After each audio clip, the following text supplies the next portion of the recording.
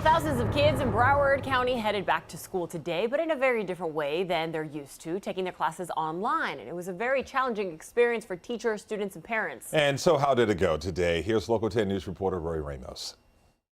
Well, students did head back to class, but Superintendent Robert Runcie said there was a significant decline in enrollment, about 7,000 students down from last year. Those that did head back to school this morning were met with some technical glitches.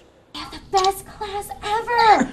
The first day of the new school year for Broward County students, staff, and parents now in the books. Oh, you think it's 40, okay. But learning looking much different Wednesday as teachers spoke to nearly 200,000 students virtually, getting through their daily lessons from a computer screen. This week at Blanche Foreman Elementary in Davie, teachers said they would focus on meeting their students, adjusting, and setting expectations for their virtual classroom. You gotta unmute, honey. But day one, some parents say, was met with technical glitches. Students unable to log in, slow connectivity, and dashboards crashing. Being kicked out or logged out because there was a lot of traffic this morning. Tamker Valley's daughter, Reagan Lee, attends Coral Cove Elementary. Today was Lee's first day as a fifth grader, but technical issues made for a rough start.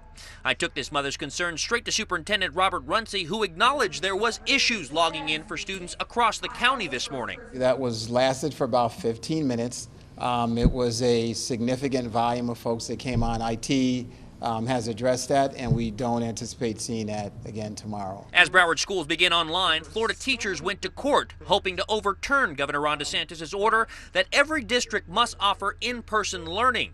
Orlando science teacher James List testifying he does not feel safe.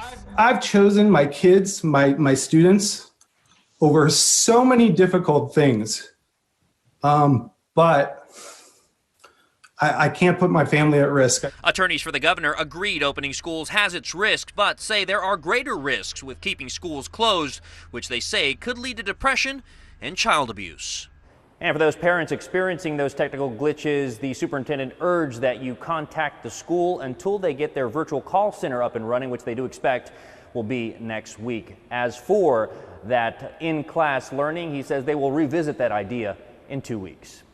Inside of the Broward School Board building here in downtown Fort Lauderdale, Roy Ramos, Local 10 News.